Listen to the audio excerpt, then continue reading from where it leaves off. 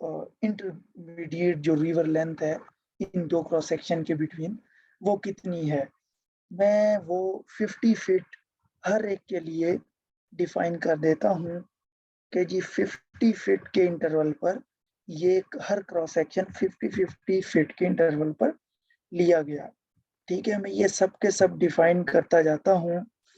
ठीक है, तो डाउन स्ट्रीम रीच लेंथ, ये है डाउन स्ट्रीम यानी उस क्रॉस सेक्शन के 900 के डाउन स्ट्रीम पे जो क्रॉस सेक्शन है 870 वो कितने डिस्टेंस पर है। ठीक है, इसका मतलब ये है। तो अब 870 पे आके मैं इस तरह ये सारे मैं डिफाइन करता जाऊंगा। ठीक है जी, ताकि मैं एक यूनिफॉर्मिटी ये भी मैं एक हाइपोथेटिकल डाटा लेके चल रहा हूँ। तो जब आप लोग काम करेंगे, कोई प्रोजेक्ट वगैरह आप इस पे करते हैं तो आपको एक्चुअल डाटा उसमें देना पड़ेगा। ये तो हम एक कह लें कि सिंपल रिवर चैनल यूज कर रहे हैं। जो नेचुरल रिवर चैनल होगा उसमें ये जो रीच लेंथ हैं लेफ्ट ऑफ बैंक की, कि जी left bank previous cross section का, यानी एक क्रॉस सेक्शन का लेफ्ट बैंक दूसरे के लेफ्ट बैंक तक कि इसमें कितना दूर है, कितना उन दोनों में डिस्टेंस है। मेन चैनल जो है, मेन चैनल जो पॉइंट है, चैनल वाला पॉइंट वो कितना दूर है, ये मैं आगे अभी आपको दिखाता हूँ आगे चल के कि वो जी कितना दूर है और राइट बैंक कितना दूर है। तो मैं ये सारा सेम रखा हुआ है मैंने। तो मैं अपने चैनल को इतना कॉम्प्लेक्स उसको पोर्ट्रे नहीं कर रहा, कह लें। ठीक है, तो 840 के बाद 830,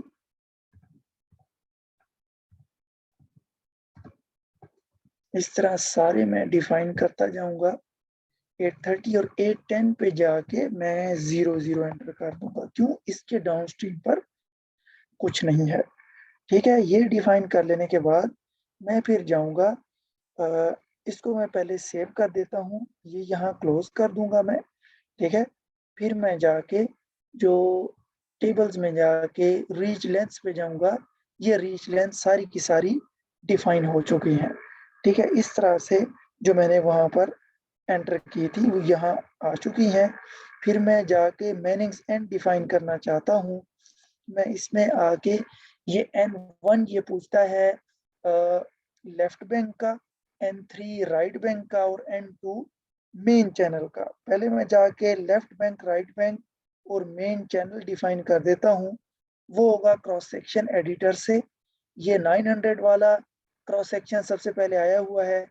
इस पॉइंट से मैं करूंगा तो मेरे पास ये स्टेप वाइज हमने पॉइंट को मूव करना होता है। मैं इस पॉइंट से मूव करूंगा, ये रेड पॉइंट आप देख रहे हैं, ये रेड पॉइंट, इसको मैं ये लेफ्ट बैंक वाले लेफ्ट बैंक डिफाइन करने के लिए ये यूज होगा। एक एक पॉइंट करके आप मूव कर सकते हैं।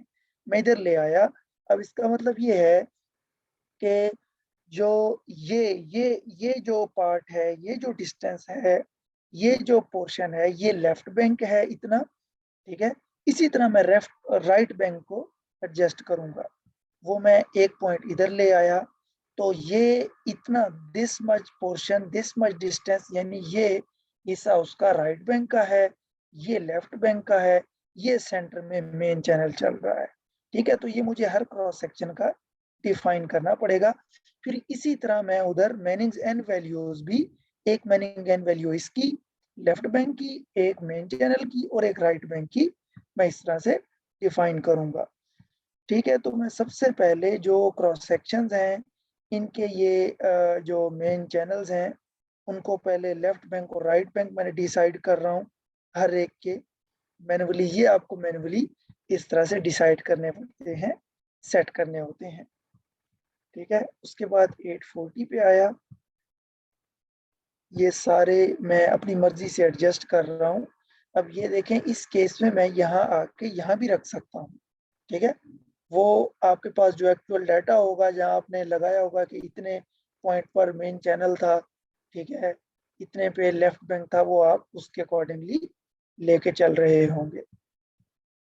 ठीक है जी, तो इस तरह से आपने इसको सेट करना होता है। 830, उसके बाद 810 है, मैं यहाँ रख देता हूँ।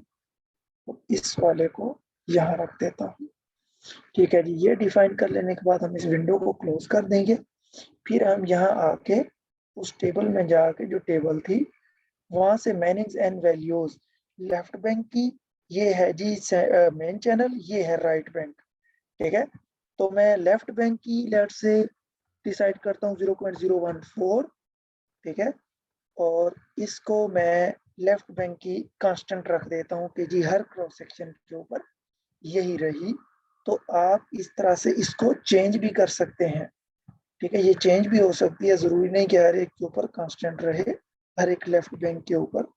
ठीक है, मैं एक ही रख रहा हूँ एनालिसिस को सिंपल करने के लिए। ठीक है जी,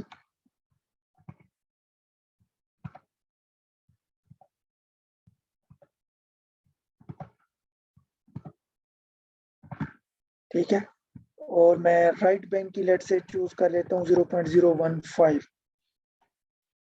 तो ये वैल्यू मैं यहाँ पुट करता जाऊंगा। ये मैं जाके यहाँ सेव कर दूंगा। मीनिंग्स एंड वैल्यूज भी मैंने डिफाइन कर दी, रीच लेंथ भी मैंने डिफाइन कर दी।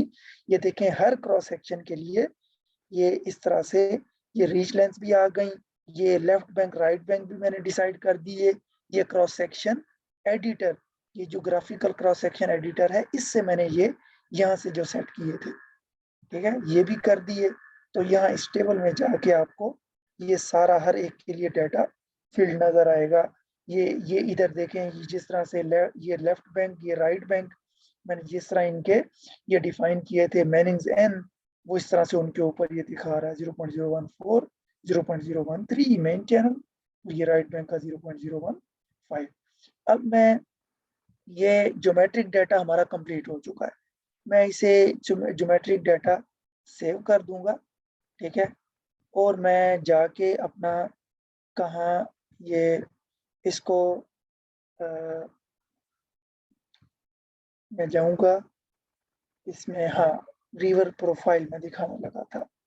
ये जी अब हमारी रिवर की प्रोफाइल है इस तरह से। ये है जी हमारा सबसे अपस्ट्रीम वाला क्रॉस सेक्शन। ठीक है जी, ये 900 वाला जो हमने एंटर किया था। ठीक है, ये इस तरह से अपस्ट्रीम, ये अपस्ट्रीम है, ये डाउनस्ट्रीम क्रॉस सेक्शन है। ये हमारी रिवर की बेड प्रोफाइल है। ठीक है, बेड सरफेस हमने डिफाइन कर दिया है। अब हम आगे जाके नेक्स्ट वीडियो में मैं आपको बताऊंगा कि हमने जो स्टेडी फ्लो डाटा डिफाइन करना है वो हम किस तरह से डिफाइन करें कि इसके ऊपर जो वाटर फ्लो करेगा। ये रिवर का बेड डिफाइन हो चुका है। ठीक है, अब हम इसके ऊपर जो वाटर हमने फ्लो कराना है वो हम आगे स्टेडी फ्लो डाटा में डिफाइन करेंगे।